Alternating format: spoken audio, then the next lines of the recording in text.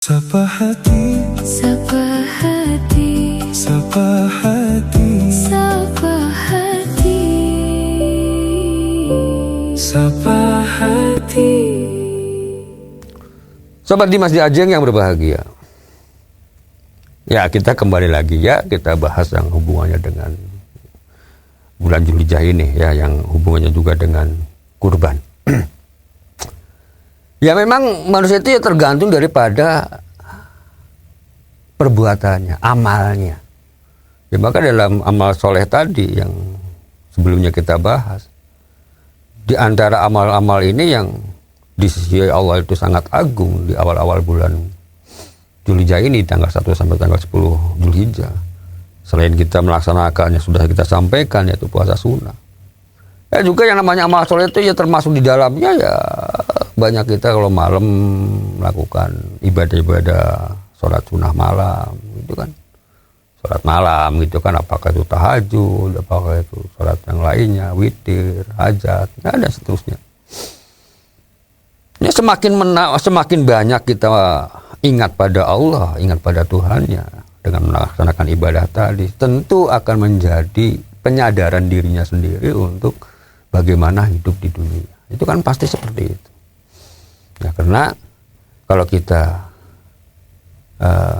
ingat pada Tuhannya, pasti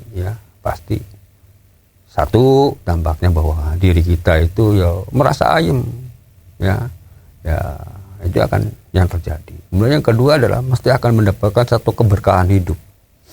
Ya, keberkahan hidup itu ya satu hal yang ya mudah diucapkan, tapi ya untuk pelaksanaannya mendapatkan keberkahan hidup ini ya sangat susah. Ya karena itu tadi ya, yang jadi masalah itu adalah kita sering tergoda oleh rayuan-rayuan setan, gitu kan Mas? Ya, itu yang menjadi masalah. Ya, kita inginnya berbuat baik, tapi terkadang terpengaruh oleh kiri kanan sehingga emosi kita ikut muncul gitu kan, sehingga timbullah perbuatan yang semestinya tidak kita lakukan akhirnya dilakukan. Karena banyak sekali faktor-faktor yang dapat mempengaruhi, yang dapat membuat diri kita itu celaka gitu. Artinya celaka di dalam melaksanakan satu kehidupan yang harusnya baik, yang harusnya berkah buat diri kita gitu ya. Sobat Dimas Di Ajeng yang berbahagia. Itu kalau kita ngomong soal ini ya, soal amal soleh. Karena ngomong amal soleh itu kan banyak. Ya di antaranya lagi yang mesti kita lakukan di awal-awal bulan Dzulhijjah ini, mestinya tidak hanya di awal bulan Dzulhijjah ya, di segala waktu. Tapi kalau kita melihat dari hadis ini, ya kan hari yang memang sangat istimewa gitu ya. Maka kalau kita melakukan perbuatan yang baik ya tentu pahalanya akan lebih besar daripada hari yang di luar hari yang ini gitu kan. Pun demikian juga kalau kita melakukan satu kebalikannya, amal yang tidak baik atau melakukan kejahatan atau kemaksiatan, ya pasti ya dosanya akan lebih besar daripada hari-hari yang di luar ini. Ya karena kembali lagi bahwa ada satu hal yang sangat mulia, mesti juga sesuatu hal yang kebalikannya kalau kita langgar akan menjadi buat keburukan buat diri kita yang lebih dari itu. Sobat Dimas Di Ajeng yang berbahagia, dan kembali ya, di antaranya juga yang perlu kita perbanyak di dalam bulan Dzulhijjah itu banyak berzikir ya. Berzikir itu ya macam-macam kan namanya zikir ya. Zikir itu kan artinya ingat sama Tuhan gitu ya Mas ya. Ya kalimatnya ya boleh jadi kita membaca hamdalah, membaca tasbih, membaca sholawat, ya yang lain-lain lah. Ya apa-apa yang kita bisa kita sering amalkan, sering kita. Ya pada dasarnya, pada intinya kita dianjurkan untuk selalu ingat pada Allah. Ingat bahwa hati kita tuh akan tentram, ya akan ayem kalau kita itu selalu ingat pada Allah. Kan ada juga keterangannya kan, ya, bahwa kalau kita dengan ingat pada Tuhannya ini, kita tuh akan, hati kita tuh akan merasa tentram. Ya. Itu kan ya yang harus kita ingat ya, harus kita sadari. Sobat Dimas Di Ajeng yang berbahagia, kembali pada amalan dalam bulan Dzulhijjah ini ya, di antaranya adalah kurban. Itu kan itu satu amalan yang luar biasa, yang sudah sering kita singgung dan bahkan banyak orang yang membahas soal ini juga. Yang namanya kurban itu kan satu perbuatan yang sangat dianjurkan, ya, perbuatan yang memang betul-betul pahalanya memang pahala spesial gitu kan, ya, pahala kurban. Cuman yang ingin kita sampaikan kali ini kan kadang-kadang kita ya di dalam melaksanakan kurban itu kan, khususnya kalau kita ngomong soal kurban ya, biasanya kan dalam satu kampung atau masjid atau musola itu kan dibentuk panitia gitu ya Mas ya. Ya, karena ya namanya panitia kan ya sudah kita sampaikan juga, yaitu kan sebetulnya sekedar sebagai yang membantu kelancaran daripada orang yang ingin berkurban. Yang perlu diingat-ingat adalah bagaimana kita di dalam mendistribusikan daging hewan kurban ini ya, daging hasil kurban ini. Ya tentu ya kalau kita melihat daripada keterangan-keterangan di dalam agama kita, baik itu dalam Al-Quran, dari Quran maupun dari hadis, itu kan kita jelas bahwa kalau kita lihat di dalam surat Al-Hajj ya, itu kan disampaikan bahwa fakulu minha wa at'imul ba'isal faqir. Yang kurang lebih artinya bahwa maka makanlah sebagian daripadanya dan sebagian lagi berikanlah untuk dimakan orang-orang yang sengsara dan fakir. Nah, ini artinya bahwa kalau kita menyembelih hewan kurban itu ya artinya boleh ya, boleh dimakan untuk dirinya sebagian ya, sebagian boleh diberikan pada orang-orang fakir maupun orang miskin. Ini kalau kita melihat daripada di sini ya, Al-Quran ini ya, ayat Al-Quran ini. Pun demikian juga dalam ayat yang lain dalam Al-Quran ya, dalam surat Al-Hajj juga, fakulu minha wa atimul qani'a wal mu'tar ya. Ini jadi fakulu minha wa atimul qani'a wal mu'tar. Ini kalau kita melihat dari firman ini kan ya artinya kurang lebih maka makanlah sebagian dan berikanlah orang yang rela dan apa yang ada padanya, yang tidak meminta-minta dan orang yang meminta-minta. Jadi kalau kita gabungkan dari ayat kedua ayat ini ya kita boleh saja ya dianjurkan ya dianjurkan oleh Allah, oleh Tuhan ya. Itu kalau kita berkurban tuh ya satu, sebagian kita boleh dimakan sendiri, sebagian dibagikan pada orang-orang fakir, miskin gitu ya. Kemudian sebagian bagi orang-orang yang mau menerima gitu ya. Ya, ada yang tidak minta-minta ya boleh dikatakan untuk ya dihadiahkan pada teman-teman kita misalnya atau orang lain gitu. Atau juga diberikan pada orang-orang yang meminta ya, memang orang yang meminta. Jadi dari sisi ini kita bisa melihat bahwa sebetulnya di dalam ajaran agama kita dalam kurban ini kan artinya bahwa kita tuh dituntut untuk hidup tuh ya tidak hanya mementingkan diri sendiri, tapi bagaimana kita juga melihat untuk hal-hal yang hubungannya dengan masyarakat yang lain, kepedulian kita pada sesama manusia.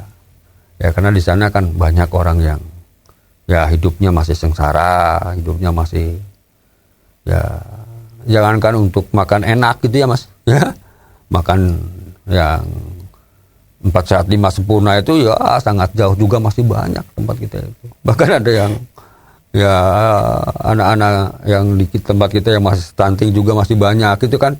Makanya ya pemerintah juga menggunakan program MBG itu ya Mas. Ya diantaranya kan karena ya menyadari bahwa di dalam bangsa kita ini, dalam negara kita ini rakyatnya itu kan tidak semuanya hidup berkecukupan, tapi banyak juga orang-orang yang hidupnya sengsara. Maka dalam agama kita tuh ya kita tuh sebagai orang yang mempunyai kelebihan harta itu ya juga harus punya kepedulian pada orang-orang yang dalam keadaan yang masih sangat membutuhkan. Maka disinilah kalau kita melihat hikmah daripada berkurban ini yang pernah juga kita sampaikan bahwa diantaranya kan sebetulnya tidak hanya ibadah semata-mata ibadah ritual saja, tapi juga bagaimana kita dituntut untuk bisa bersosialisasi dengan masyarakat yang lain sehingga menjadi ibadah yang hubungannya dengan kita mengikat tali persaudaraan, mengikat silaturahim, itu ya hubungan baik antara sesama manusia.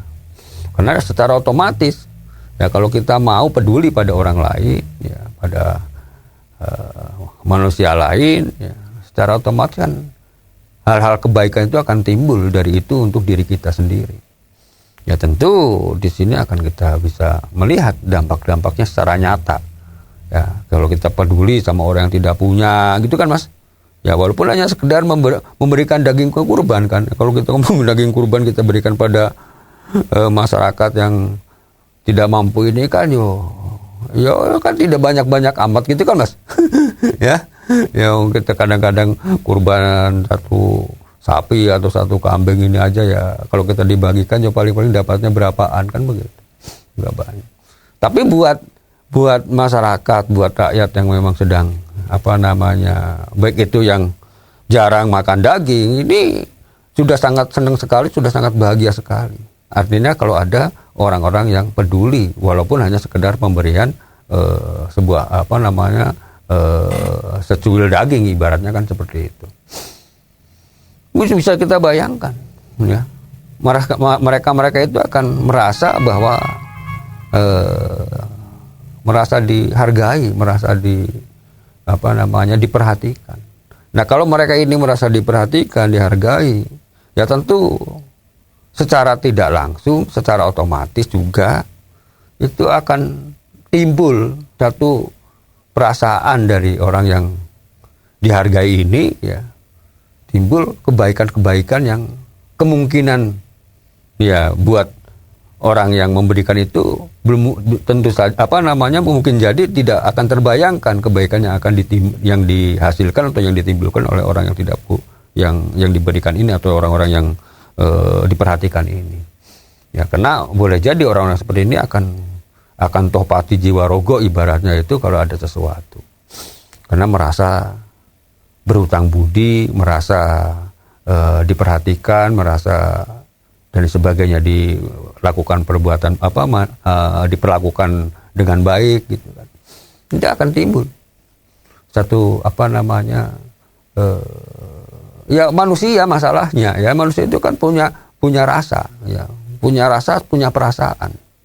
Ini harus kita ingat, punya rasa, punya perasaan. Kalau orang itu merasa diperhatikan, merasa harga dirinya itu tidak diinjak ya, atau dihormati ya, secara otomatis orang itu akan berbalik untuk menghargai orang tersebut ya, akan menghormati orang tersebut, bahkan tidak hanya sekedar begitu ya, tapi yang sudah sering kita ngomong juga, kadang-kadang mereka itu akan ya memperjuangkan sepenuhnya secara ikhlas itu ya, kalau terjadi sesuatu hal yang tidak diinginkan. Nah ini sering terjadi ya, ya, ini sebetulnya ya kembali pada dari hasil kebaikan diri kita. Maka kembali pada pembagian hewan kurban yang ini hati-hati ya, maka di dalam pembagian daging hewan kurban itu panitia harus hati-hati, harus selektif, harus jeli ya. Jadi orang-orang yang memang berhak ya, untuk menerima ini ya itu didahulukan ya, terutama fakir miskin itu harus didahulukan.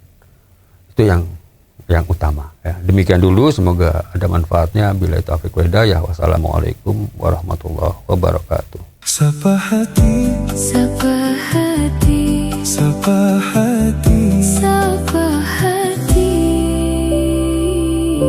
sapa hati.